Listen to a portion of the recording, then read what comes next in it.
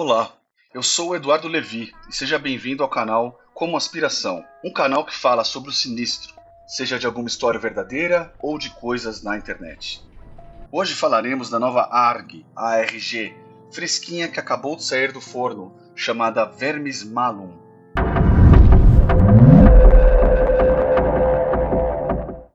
Para você que não sabe ainda o que é uma ARG, é a sigla para Alternate Reality Game, ou Jogo de Realidade Alternativa. Trata-se de um tipo de jogo interativo que utiliza o mundo real como plataforma e é caracterizado pela narrativa fragmentada e pelo uso de diversos meios de comunicação para contar uma história. Aqui estão alguns pontos-chave sobre a ARG. A narrativa é interativa. Os jogadores se envolvem na história através de pistas e desafios que podem estar espalhados em websites, redes sociais, vídeos, chamadas telefônicas e até em eventos ao vivo. É caracterizado pela imersão na realidade. Os elementos do jogo são integrados na vida cotidiana dos jogadores.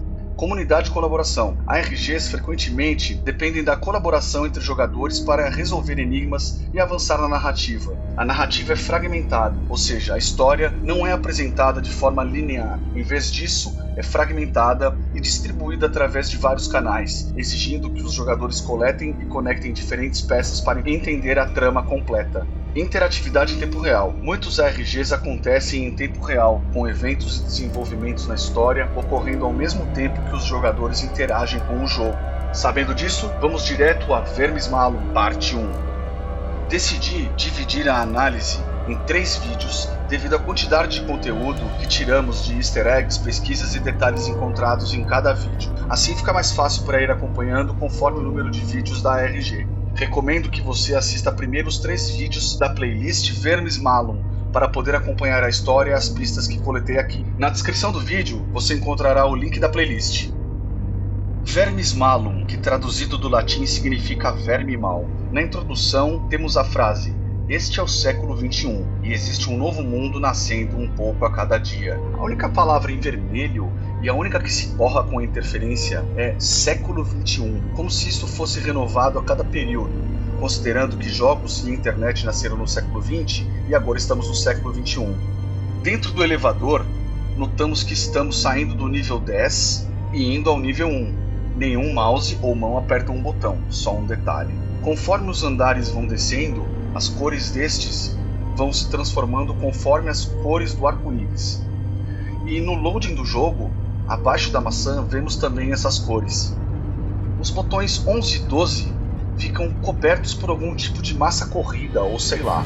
A música de elevador é Bring Back My Baby, de Ella Mae Morse.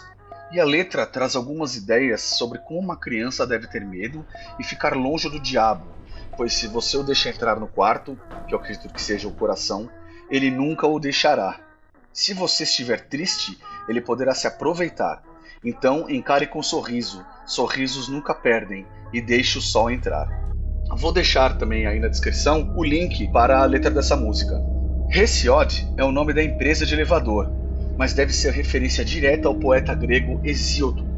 Hesíodo, em sua obra Teogonia, descreve o Tártaro como sendo tão distante da Terra quanto a Terra está do céu, indicando sua imensa profundidade e separação dos outros níveis do mundo. Essa distância poderia ser de 9 a 10 dias, ou seja, equivalente aos 9 ou 10 botões no elevador. Para fortalecer essa teoria, o slogan da empresa Hesiod no elevador diz Facilis descensus averno, em latim, que em português significa descida fácil ao inferno, ou fácil de cair ao inferno. Ao chegar ao primeiro andar, você encontra um corredor escuro que o leva apenas a uma TV sintonizada. Essa TV vai reproduzir a tela inicial de um jogo que veremos futuramente no outro vídeo. Na apresentação do jogo, os criadores seriam 2 empresas, Everpalm Pond, Lamprov Pendle. Essas 2 empresas quase que formam um anagrama, faltando apenas uma letra L para que fosse completo. Após a tela inicial de Vermis Malum, é possível ouvir um assovio duplo. Após isto, o jogador vira e se encontra com alguma forma estranha. Talvez esse aí seja o verme. O palpite que eu tenho. Acredito que essa sequência faz parte do final desse jogo, quando você chega ao limite da profundidade, ou seja, o andar 1, e confronta o boss final ali em Tártaro. Lembrando que Tártaro, na mitologia grega, é um nível abaixo de Hades, ou seja, é um mundo abaixo do inferno. Finalmente inicia-se o vídeo e o protagonista diz que está bem, que viu um vídeo ontem e que estava bonito. A pessoa a que ele se refere estava nesse vídeo que ele assistiu. Ele diz que é difícil distinguir o que é real e o que é truque de câmera e luz. Estranho, né? Enquanto ele caminha naquele bosque, ele diz que está muito frio, gelo derretendo antes da hora, e o cenário de um bosque repleto de árvores sem folhas ou frutas representa mesmo isso. Seria o inverno, o início do inverno, ou que as árvores estão mortas? Durante o vídeo, ele diz que encontrou algo que quer mostrar, que é estranho, mas que por isso a pessoa poderia gostar. 2 noites antes, ele estava ouvindo barulhos em cima do quarto dele. Ele notou goteiras, como num filme que viram Dark Water. Existe um filme chamado Dark Waters, mas o tema é totalmente distinto desta ARG. Ele diz que não gosta de espaços confinados, e que a pessoa que ele está mostrando o vídeo sim gosta. Estranho. No sótão, não tem nenhum vazamento, e ele mostra o que encontrou ali, o que estava causando os ruídos. E curiosamente, estava entre a parede externa e a espuma isolante da casa. Ele diz que acredita que não foi esta pessoa que ele está falando no vídeo que colocou esta coisa lá, pois ela não sai muito de casa. Curioso também. Outra curiosidade, enquanto vemos nosso protagonista abrindo o pacote, em nenhum momento vemos a mão dele. Ele abre o pacote e há um notebook Dell E65510. Dell, Hell, não sei. Há um adesivo de uma universidade. Quando ele abre o computador e coloca numa mesa, essa mesa tem um livro, Number 9 Dream, de David Mitchell. É um romance surrealista que conta, em primeira pessoa, a história de um rapaz que procura o seu pai que nunca conheceu. Ali na mesa também a gente vê um astronauta e uma caneca com símbolos religiosos. O protagonista liga o PC. Não vemos a mão dele ainda. Há uma mancha curiosa na tela. Ele loga no perfil de Arthur. O antigo dono do laptop aparentemente se chamava Arthur Asimov. E Asimov era um escritor de ficção científica famoso por seus escritos sobre robôs. Para ser mais exato, natureza da inteligência artificial era o tema principal.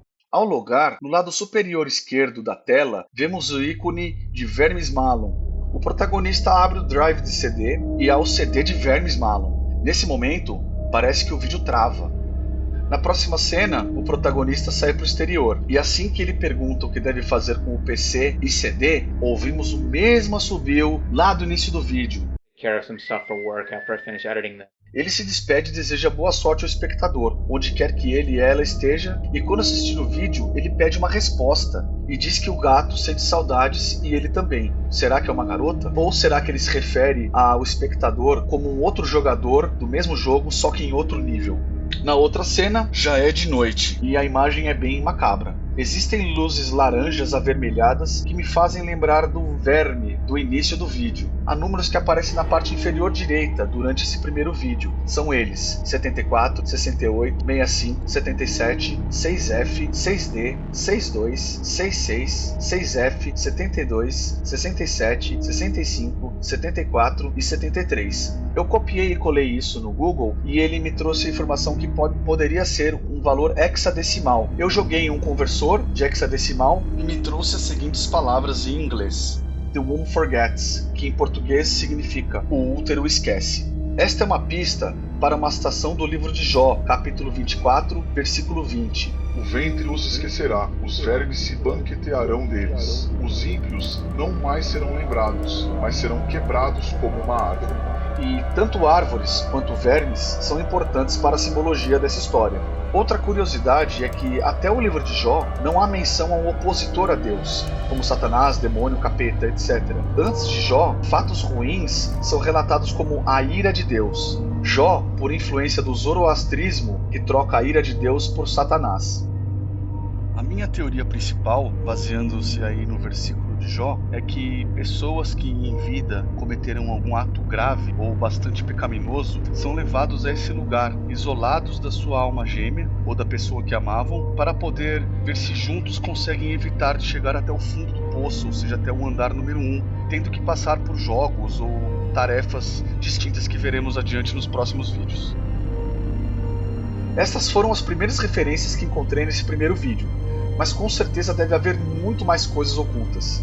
E você, encontrou algo diferente? Comente abaixo se esqueci de algo e se você tem outras dicas. Se você gosta desse tipo de conteúdo, se inscreva, curta o vídeo que ajuda demais aqui. Obrigado por ficar até aqui, um abraço!